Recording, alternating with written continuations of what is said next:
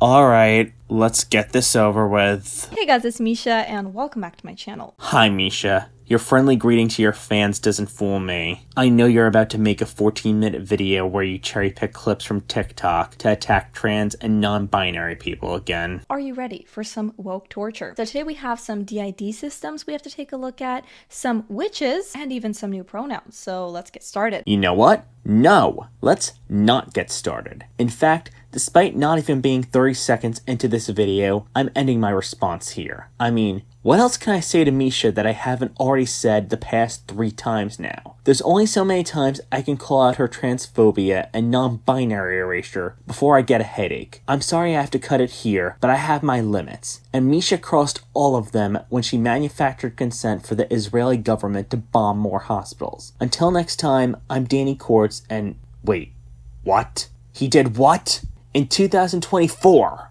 Oh god. I mean, it's been a while since I last responded to an anti-feminist video, and I'm gonna rectify that now. But still, I have a bad feeling about this. So, Anita Sarkeesian, for whatever reason, will just not go away. Really, Warcorpse? You're still here? Not only that, but are people still making videos harassing Anita Sarkeesian in 2024? Or did I accidentally fall asleep and wake up in 2015 during the height of GamerGate again? No, it couldn't be. The clocks on his wall are missing. She is now, in fact, begging for work with her new website, AnitaSarkeesian.com. From the creator of Telling a Little Girl That Feminism Sucks, Warcorpse 666, also known as the Lord of Patriarchy, presents his next big project, another video where he harasses and de facto stalks Anita Sarkeesian. Also, given how Anita has been hired by both AA and AAA studios for workplace environment and story consulting, I highly doubt she's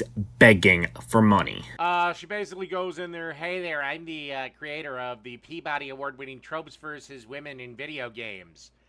You mean the series that you got a bunch of money for and you didn't actually finish? And Warcorpse is lying to us about Anita not finishing Tropes vs. Women in Video Games. For context, Tropes vs. Women in Video Games ran from March 7th, 2013 to April 27th, 2017, with the final episode being The Lady Sidekick. And was so rife with errors, one of my favorite memories on YouTube is ripping your crap apart. Which errors, Warcorpse? Given how you didn't mention the errors Anita made in her videos, I'm going to assume you're referencing Hitman Absolution again, where Anita showed footage of Agent 47 killing a sex worker with a classic anti-SJW argument of, you lose points for killing people as a response. To which I respond, that wasn't the point of Anita's argument. Her point is that the developers purposely put women in that mission for the sole purpose of either being eye candy for horny men or to be killed. If the developers of Hitman Absolution didn't want you to interact with the sex workers, why is one of the missions in a club? And while it is true that you do lose points for killing them, Anita has argued in that same video that, in-game, the consequences for killing them are treated as a minor footnote, and any mention of loss of points is a red herring. Sure, you lose points, but the loss can be negated by hiding the bodies. You don't lose the game for killing them. This is what she offers. This is her consulting. Inclusive game design to support services. You're not alone.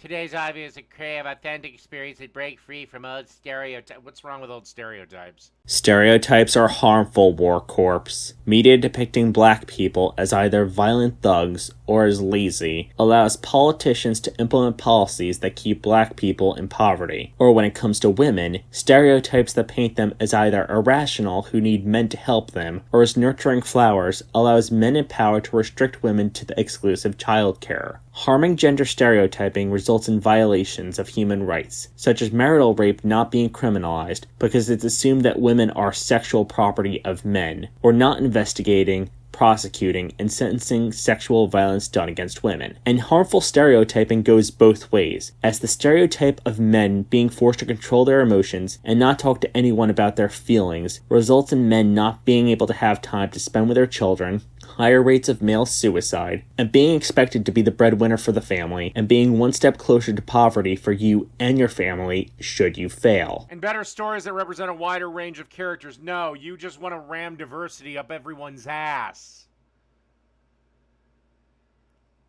You know, I'm fine with a game having a female character. I just want the story to be good. The concept of good and bad writing is entirely subjective. What might be considered a good story for you, Warcorpse, could be considered tiresome and boring to someone else. As for your claim that you're fine with having female characters in video game, I'm going to assume you want female characters designed by men for men, meaning that the women in the video games you're playing don't have any actual agency regarding how they look or how they think other than how to please men. Some of my clients include never heard of them, never heard of them, never heard of them, never heard of them, never heard of them, and a complete and utter dumpster fire at the moment. While I agree that Ubisoft is pretty bad, the main reason why it sucks is not because of DEI. Rather, like everything capitalism touches, Ubisoft sucks because of corporate greed and tax write-offs. Games are being cancelled because of shareholders wanting to maximize their profits. And I'm actually glad he brought up Ubisoft in this video. If we circle back to earlier in the same video, Warcorpse mentioned that Anita was begging for money. If that were the case, how would she be partnering with Ubisoft, which is a AAA game developing company? With over a decade of experience as a feminist media critic, yeah, none of it's successful. I disagree. Given how she's a workplace environment consultant and a store consultant for both AA and AAA companies, and is often cited as a positive force for good in the gaming industry, it's safe for me to assume her work's been successful. Your crappy video where you rant about how awful she is for 8.5 minutes, as well as my response to your video, won't even be a footnote in Anita's career,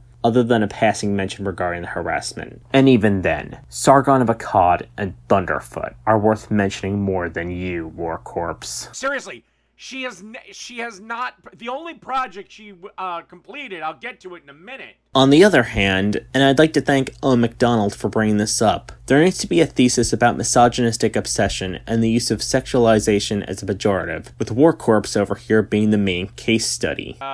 My consulting approach is direct, honest, and non-judgmental. Oh, yeah. Yeah, you're not judgmental. I've watched you too long, Anita. Is this a reference to that heavily quote-mined, everything is sexist, everything is racist, everything is homophobic, and you have to point it all out clip again? Because when Anita said that during that How to Be a Feminist panel 9 years ago, her point was that she used to believe all of that when she was younger and understood less, but as she got older, she no longer believes all of that, using self-deprecating humor during that panel. Holistic integration of diverse identities. What the fuck is that? That means she's going to start implementing stories that have appeal to more than just cis heterosexual white men and make them have voices in their own stories rather than have everything be male dominated like the industry still is. Eliminate problematic dialogue. Okay, any dialogue she tells me to cut from a game I'm working on, I'm keeping that son of a bitch. Knowing Warcorpse, any dialogue he writes would have the male characters be over-sexualized and want to have sex with any women they encounter. And these men would be the protagonists, and their horniness would be treated as a good thing. The women would be written to either be irrational and can't do anything without the help of men, only exist for the purpose of being sexual objects for the male gaze, or both. Deepen character development. Yeah, how about the man rescues the princess? How about that? Classic story. Tired and cliche. While stories like that can still exist, there needs to be other stories that don't focus on male protagonists as the lead character. Preferably characters written by people who aren't cis heterosexual white men and have their own voices and personalities reflected in their characters. Appeal to a broader audience. No, you want me to appeal to a niche audience while alienating the vast majority of people. This is a lesson that Disney just doesn't want to fucking learn. I don't recall the vast majority of the population being cis heterosexual white men, but okay, go off I guess. Also, Disney's far less woke than people give credit for, given they're still supporting Israel's genocide of the Palestinians, their usage of AI instead of paying their animators and voice actors, and the mismanagement of their theme parks. They even canceled shows that had LGBTQ+ characters to cave to conservative bigots like you. Modernizing historically problematic content. Okay, I love history. I have never had much of an issue with... What is historically problematic content? What does that mean? Because I have yet to see the game Slave Owner. What you just said is one of the most insanely idiotic things I have ever heard. At no point in your rambling, incoherent response were you even close to anything that could be considered a rational thought. Everyone in this room is now dumber for having listened to it. Wow, that was painfully unfunny. As for historically problematic content, this means things like showing slaves as being happy for their enslavement and arguing that the Confederacy left the US because of states' rights. Crafting complex, authentic characters. How about you just make good characters? They don't have to be authentic. And how would you define a good character, Warcorpse? Because again, the concept of what's considered a good character is fairly subjective, and sometimes a bit of authenticity from people who actually know the characters they're writing, even if they're not cis heterosexual white men, would be beneficial. Removing problematic player actions. Oh, great. Limit my choice in the game. That was one of the things that irritated me about Fallout 3. Because in Fallout 1 and 2, you can kill children. Fallout 3, they removed that. I can understand why from a marketability standpoint. But still, these kids aren't real. Why would you admit to wanting to kill children in video games, even if they're not real? And bear in mind, conservatives like Warcorpse will curl up on their soapboxes and claim how trans people and drag queens are dangerous to children. And yet here he is, whining about them removing the option to murder children in video games. Look, Fallout 3 has tons of problems, but no longer being allowed to murder children should be a very low priority. How it works. I can begin engaging with you at any point in the development cycle. Please give me money. Should I contact her and actually try to figure out how much she actually charges? Surprised Warcorpse didn't mention her YouTube comments being blocked because bigots like him would make videos harassing her, as a response to that first sentence he mockingly read. But see what I mean at the start of the video when I said this video is engaging in harassment and de facto stalking? Your project is unique and so is my approach. Yeah. My unique approach of bullshitting you out of your money. And your unique approach of ranting at a camera after getting drunk. Oh wait, there's nothing unique about that. Also, given how Tropes vs. Women in Video Games was completed in April of 2017, I failed to see how Anita scammed people out of their money. Tropes vs. Women in Video Games. This is the series that launched her into temporary relevance and stardom. Going to be paraphrasing Kevin Logan here, but if you didn't want Anita to become relevant, you shouldn't have given the media the prepackaged angle of Anita being the victim by harassing her. You could have easily just ignored Anita's Kickstarter campaign, and she just could have been a minor story of a successful Kickstarter campaign. She would have been unknown if you just left her alone, but because you hated the thought of a woman calling out the harmful tropes in the precious media you love, you douchebags chose to harass her and send death threats instead, thus making her world famous and still making a positive impact on the gaming industry today. GamerGate shot himself in the foot by doing that. It's a series she did not finish, by the way. Again, yes she did. The Lady Sidekick, which covers the limited role women have in video games, with one of those criticisms being how Ashley Graham's damsel escort mission mechanics in the original Resident Evil 4 come across as misogynistic due to how frustrating it was that the players need to protect and manage Ashley, and how she has no agency of her own other than to be protected and managed, was the final episode of that series. It's a series that Kickstarter almost started an investigation into her because of, the lack of action on this. Anita Sarkeesian's not a magician. Realistically speaking, expecting her to release every video all at once is one hell of a tall order, especially when bigots like you were harassing her and sending her death threats, not to mention bomb threats, all the time. She cut it short, and again, these videos were one of the funnest times I had ripping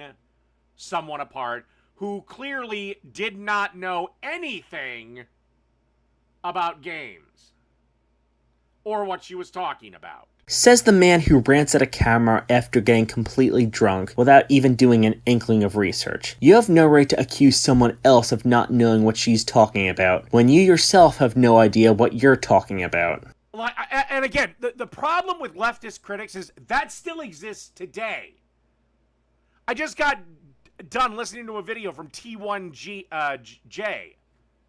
He's a leftist critic, blah, blah, blah. And once again, he's criticizing Seinfeld, and none of the context for any of the clips he chose is discussed at all.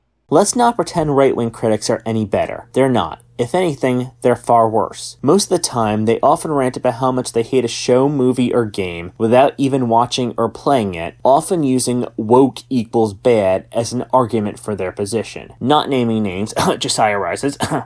This is the only thing she did successfully kickstart. Regarding ordinary women, Warcorpse is probably pissed that there's a series about women doing things in history that doesn't involve getting back into the kitchen and making sandwiches for their husbands. How do I know this? No reason. Welcome to Dave's Cooking Show, and welcome to Bitch, I Want a Sandwich. No reason whatsoever. And then the Freak Show, which was short-lived and just was less than nothing. And yet, despite Freaked Out being less than nothing, you still made videos ranting about it. What the fuck is this? Remnant was a 4-course culinary adventure. After briefly reading the description for Remnant, a light bulb went off in Warcorpse's head to try out for Season 25 of Hell's Kitchen, citing his Dave's Cooking Show YouTube channel as a source. If he does, I predict he'll get eliminated mid-dinner service on opening night after showing up to dinner service drunk, and going to the Jason Underwood school of making sexist comments about women, meaning his culinary career will probably be less successful than Anita Sarkeesian's. I mean, is she just gonna finally say fuck it and go on OnlyFans? Not even joking, that's how the video ends, with more crude, disgusting comments made by Warcorpse. Owen McDonald really wasn't kidding when he says that Warcorpse would be a perfect case study for a thesis on misogynistic obsession and the use of sexualization as a pejorative. He's just as bad as he was a decade ago during the height of Gamergate. The tropes of every mid-2010s anti-feminist video, including indirect references to the heavily quote-mined clip, references to indirect examples of Anita's lack of video game knowledge, which have long been debunked, Warcorpse's own lack of research, and the perverse joy he gets when it comes to harassing Anita can be found here in this video. Until next time, I'm Danny Quartz, and I need a shower after watching that.